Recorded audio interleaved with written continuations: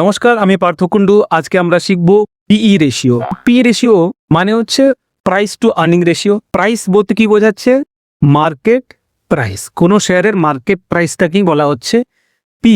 আর ই মানে বোঝানো হচ্ছে আর্নিং পার শেয়ার।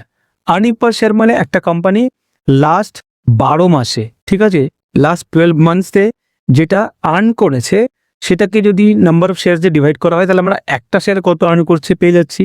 তাহলে আমার কাছে যদি এই দুটো ডেটা থাকে, পি আর পি, তাহলে আমরা পিই রেশিও বের করতে পারবো। ই রেশিও মানে হচ্ছে market price divided by EPS, ঠিক আছে। তাহলে আমরা একটা এক্সাম্পল নিই। একটা কোম্পানি ধরুন XYZ ব্যাংক, যার বাজারের দাম চলছে 500 রুপিস, ঠিক আছে। এবার এই কোম্পানিটি লাস্ট 12 মাসের আর্ন করেছে ধরুন 25 টাকা পার শেয়ার। তাহলে আমি দুটো ডেটা পেয়ে গেলাম। কি কি পেলাম?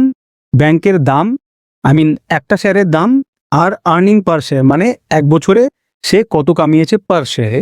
তাহলে আমি পি রেশিওটা ইজিলি বের করে নিতে পারি। পি মানে হচ্ছে প্রাইস, সেটা হচ্ছে 500, আর ইপিএস 25 দিয়ে ডিভাইড করি, আমরা কত পাচ্ছি? 20। এই তো আমাদের বেরিয়ে গেল পি রেশিও। সো সিম্পলি, তাই না? কিন্তু এই যে পি রেশিও 20 বেরোলো, 20টা জাস্ট একটা নাম্বার, এটা কিন্তু কোনো টাকা বা কিছু নয়, এটা শুধু একটা নাম্বার। তাহলে আমরা এটা দিকে কি বুঝতে পারছি? কিছু বোঝা যাচ্ছে না। যদি পি রেশিও থেকে আমাদের একটা কনক্লুশনে আসতে হয়, আমাকে কিন্তু কম্পেয়ার করতে হবে আইদার এই যে সেক্টরটা ব্যাংক, এই সেক্টরের সাথে ব্যাংকের পি কি আছে সেটা, আর অথবা অন্য আরেকটা ব্যাংক। ওই সেক্টর মানে ব্যাংকিং সেক্টরের যদি আমি শেয়ার নিচ্ছি, তার মানে আমি ব্যাংকের সাথে ব্যাংকেরই কম্প্যারিজন করব। তাহলে ধরুন ABC ব্যাংক, এর পি কত আছে আমাকে এটা জানতে হবে। তাহলে এই পি গুলোকে আমরা কি বলি? এগুলো বলি TTM, यानी कि ট্রেলিং 12 মান্থস, মানে লাস্ট 12 মাস। সোজা হিসেবে লাস্ট 12 মাসে কত আর্নিং দিয়েছে তার, সেটাকে যখন আমরা মার্কেট প্রাইস দিয়ে ডিভাইড করছি, আমরা সিম্পলি এই রেশিওটা পেয়ে যাচ্ছি 20। কিন্তু এবার আমরা জানি না ব্যাংকিং এর কত বা এবিসির কত।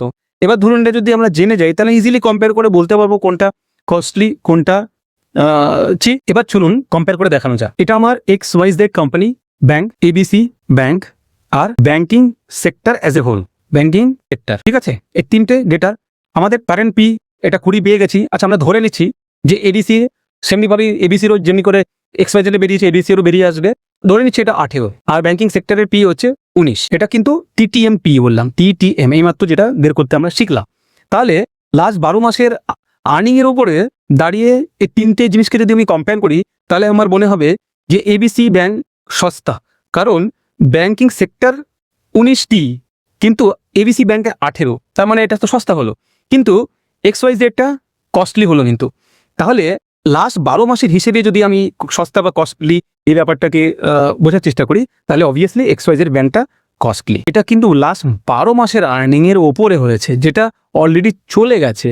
কিন্তু আমাকে তো দেখতে হবে যে আগামী যে 12 মাস বা 24 মাস বা আসছে বা 36 মাস আসছে, সেখানে এই দুটো ব্যাংকের আর্নিং কি থাকবে, অ্যাজ ওয়েল অ্যাজ পুরো ব্যাংকিং সেক্টরের অ্যাভারেজ আর্নিং বাড়বে কি বাড়বে না।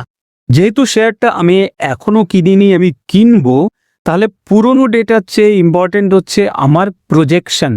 নেক্সট 3 বছরে ধরে নিচ্ছি কি প্রজেকশন হচ্ছে, আর্নিং কত হবে, এর 25 টাকার থেকে বেড়ে কত হবে, এর 27 টাকার থেকে বেড়ে কত হবে, সেটা আমাদের জানার দরকার আছে।